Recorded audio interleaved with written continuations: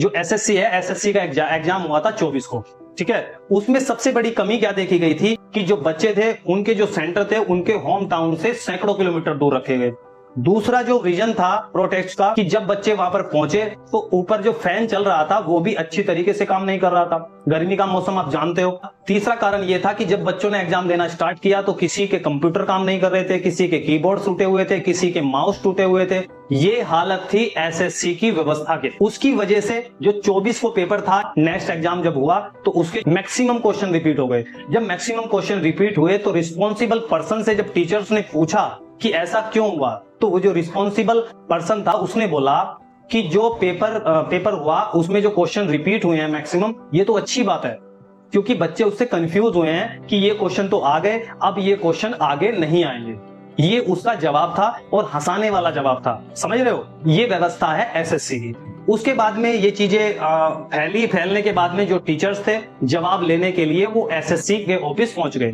वहां पर जब वो पहुंचे, बच्चे साथ में नहीं गए थे, टीचर्स पहुंचे। पहुंचने के बाद में उन्होंने कहा कि जो भी यहाँ का अधिकारी है उनसे हमें मिलाया जाए और हमसे उनकी बातें कराई जाए ताकि हम अपने जो संतुष्टि है वो करें और करने के बाद में हम अपने घर चले जाएं। इसके बाद में जो पुलिस है, पुलिस ने उन्हें रोक लिया। रोकने के बाद में उनसे कहा गया कि हमें आदेश नहीं है कि आप लोगों को आगे तक जाने दिया जाए, लेकिन वो धीरे धीरे बढ़ते चले गए। जब पुलिस ने देखा कि अब वो नहीं रुक सकते तो पुलिस ने उन्हें डिटेन करने की कोशिश की। उसी दौरान जो शिक्षक था उसके हाथ में लाठी लगी या क्या लगा, उसका हाथ की हड्डी टूट गई।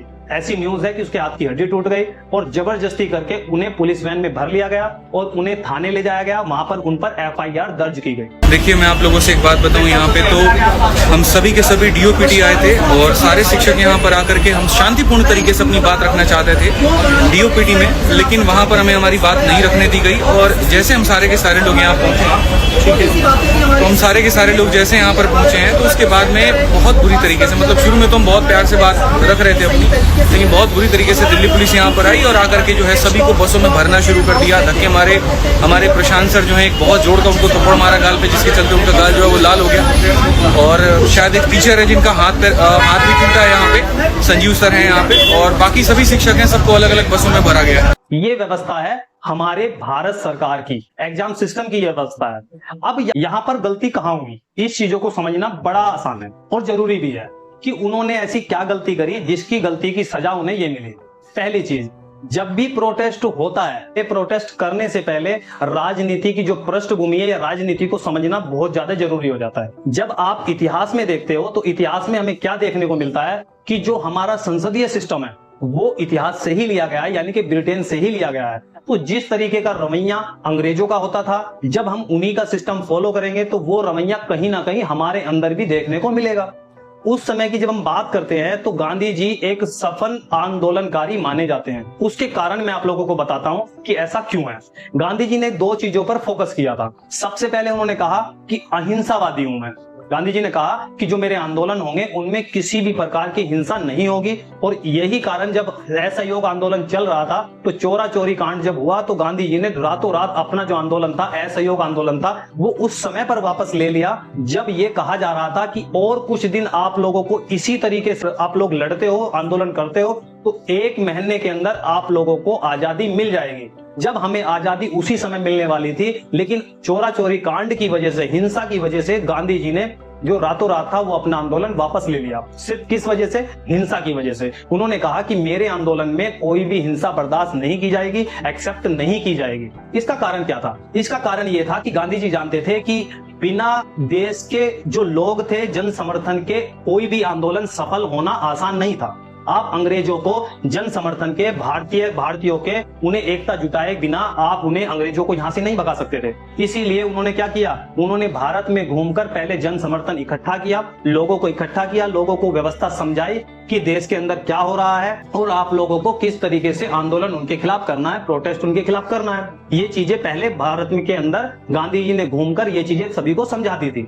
समझाने के बाद में उन्होंने असहयोग आंदोलन चलाया, चाहे फिर वो चंपारण आंदोलन था, चाहे फिर वो खेड़ा का आंदोलन था, चाहे फिर वो आप लोगों का अहमदाबाद का आंदोलन था, उन्होंने चलाया और अपने आंदोलन के अंदर किसी भी प्रकार की हिंसा नहीं होने दी। क्योंकि वो अंग्रेजों की नीति को जानते थे। अंग्रेजों की नीति क्या थी? अंग्रेजों की नीति ये थी कि तुम्हारे आंदोलन के बीच में से वो जनता को भड़काते थे, भड़काने के बाद में पुलिस पर पथराव होता था, और पथराव होने के बाद में अंग्रेजों को मौका मिल जाता था लाठीचार्ज करने का। और अगर जो आम लोग गांधी जी के आंदोलन में जुड़े हुए थे उनके ऊपर अगर लाठीचार्ज हो जाती, वो आम लोग थे, तो उनके मन में डर बैठ जाता, और डर बैठने के बाद में वो किसी भी भविष्य में होने वाले आंदोलन में हिस्सा नहीं लेते। और यही कारण था कि गांधी जी ने अपने आंदोलन में हिंसा नहीं होने दी, ताकि वो जो लोग थे उनके अंदर का जो मनोबल है, उनके अंदर की जो विल पावर है वो बनी रहे, क्योंकि उसी की जरूरत गांधी जी को आगे पढ़ने वाली थी। अब हम बात करते हैं किसान आंदोलन की तरफ। किसान आंदोलन में क्या हुआ था कि एक लंबे समय तक किसान आंदोलन चलता रहा, उसके बावजूद किसान मरते रहे, ठंड में मरते रहे, भूख से मरते रहे, प्यास से मरते रहे। गवर्नमेंट के कान पर एक जूं तक भी नहीं रेंगी थी। कारण क्या था वो आगे समझेंगे। जैसे ही चुनाव आए, चुनाव आने के बाद में गवर्नमेंट ने किसानों से कॉम्प्रोमाइज किया, और कॉम्प्रोमाइज करने के बाद में उन्हें आश्वासन दिया कि जो भी आप लोगों की मांगे हैं वो मान ली जाएंगी। यानी कि एक लंबा आंदोलन चला आ रहा है, उसके बावजूद भी उनकी नहीं सुनी जा रही है। लेकिन जैसे ही चुनाव आए, उसी समय पर, इलेक्शन के समय पर, उनकी बातों को सुन लिया गया और कॉम्प्रोमाइज कर लिया गया, और उन्हें आश्वासन भी दे दिया गया कि आप लोगों की मांगे मान ली जाएंगी। समझ में आई बात? फिर उसके बाद में बिहार में बीपीएससी के छात्रों ने आंदोलन किया, प्रोटेस्ट किया, जिसमें खान सर भी शामिल थे। उस दौरान उन्हें भी कॉम्प्रोमाइज गवर्नमेंट ने कर लिया गया, उनके साथ भी। क्यों कर लिया गया? क्योंकि बिहार में चुनाव आने वाले हैं। समझ में आ रही है सारी घटना? समझते रहना, बिहार में चुनाव आने वाले हैं, इसलिए बीपीएससी के जो छात्र थे, स्टूडेंट थे, खान सर थे, उनसे गवर्नमेंट ने कॉम्प्रोमाइज कर लिया गया। अब बात करते हैं दिल्ली की। जब दिल्ली की बात आई तो मैं आप लोगों को बता दूं कि दिल्ली में आने वाले गत वर्षों तक कोई भी चुनाव नहीं है, क्योंकि विधानसभा के चुनाव भी अभी हुए हैं, और जो लोकसभा के चुनाव है वो भी जल्दी से नहीं है। तो अगर आप गवर्नमेंट के खिलाफ प्रोटेस्ट करते हो तो गवर्नमेंट की कोई भी कमजोरी नहीं है, कोई चुनाव नहीं है, किसी भी प्रकार की गवर्नमेंट अल्पमत में नहीं है, तो आप लोगों के ऊपर 99% जो लाठी चार्ज है वो होना तय है। 1% चाहे आप लोग बच जाओ, लेकिन 99% जो लाठी चार्ज होना वो तय है। क्यों तय है? क्योंकि इतिहास हमें यही सिखाता है कि जब भी प्रोटेस्ट गवर्नमेंट के खिलाफ होता है तो, और गवर्नमेंट कहीं से भी वीक नहीं है, कहीं से चुनाव नहीं है, कहीं से गवर्नमेंट अल्पमत में नहीं है, तो आप लोगों के जो प्रोटेस्ट है उसे दबाने की कोशिश पुलिस कार्रवाई के द्वारा की जाती है। ठीक है। दूसरी गलती आप लोगों की क्या थी? गांधी जी ने पूरे देश के लोगों को पहले घूम के ये समझाया था कि आप लोगों की प्रॉब्लम क्या है, देश को क्या चाहिए। लेकिन आप लोगों की गलती इतनी थी कि आप लोगों ने देश के शिक्षकों से ना मिलकर, देश के शिक्षकों से, जो भी छात्र हैं उनसे आप लोग नहीं मिले, उनसे आप लोगों ने बात नहीं करी, और आप खुद ही इकट्ठा होकर एसएससी के ऑफिस चले गए प्रोटेस्ट करने। ये तुम्हारी सबसे बड़ी गलती थी। आप लोगों को सबसे पहले जन समर्थन जुटाना था, आप लोगों को शिक्षकों को विश्वास में लेना था, उनसे जाकर मिलना था, मिलने के बाद में सारी प्रॉब्लम आप लोगों को इकट्ठी करनी थी, आप लोगों को ज्ञापन बनाना था, और सरकार से उसके बेस पर जाके आप लोगों को मिलना था। लेकिन आप लोगों ने ऐसा नहीं किया।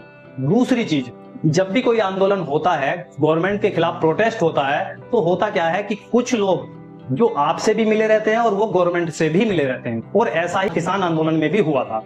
ये भी देखा गया कि किसान आंदोलन, जब किसान दिल्ली की तरफ कूच किए तो लाल किले पे जाने का जो रास्ता था वो बंद किया गया था। उसके बावजूद भी कुछ लोगों ने यहाँ तक बताया कि पुलिस वाले हमें ये कह रहे थे कि आप लोग, ये रास्ता है और यहाँ से आप लोगों को जाना है, और वो रास्ता सीधा लाल किले जा रहा था, जहां पर जाना अलाउ नहीं था।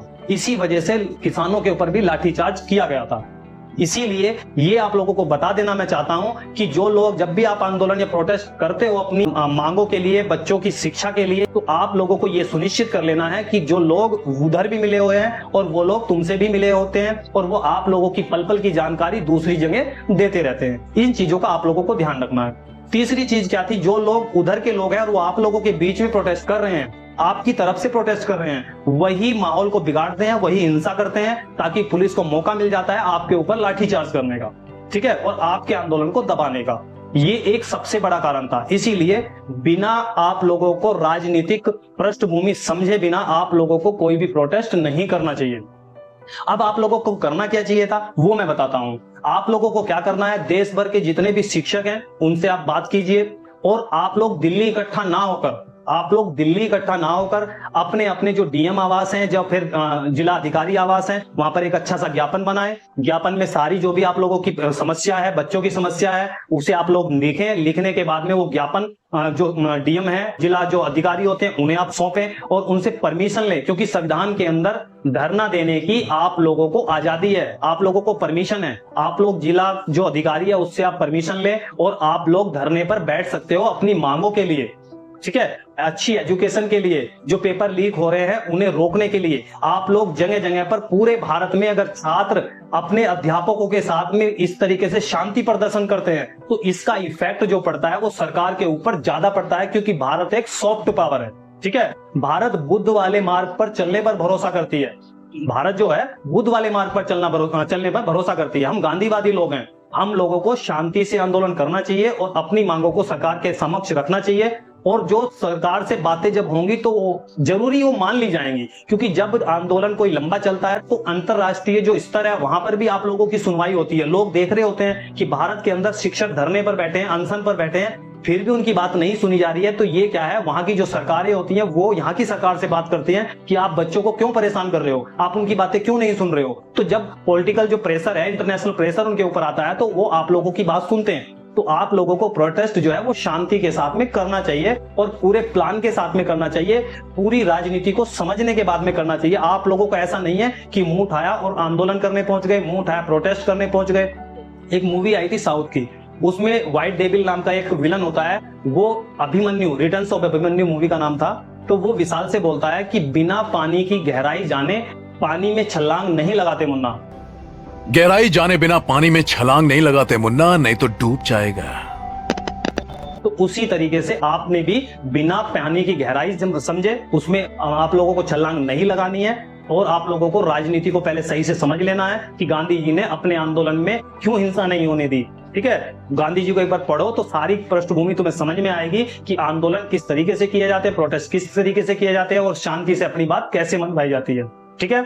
बाकी आप लोग समझदार हो, आप लोगों को ये चीज समझनी चाहिए कि आप लोगों को आगे करना क्या है।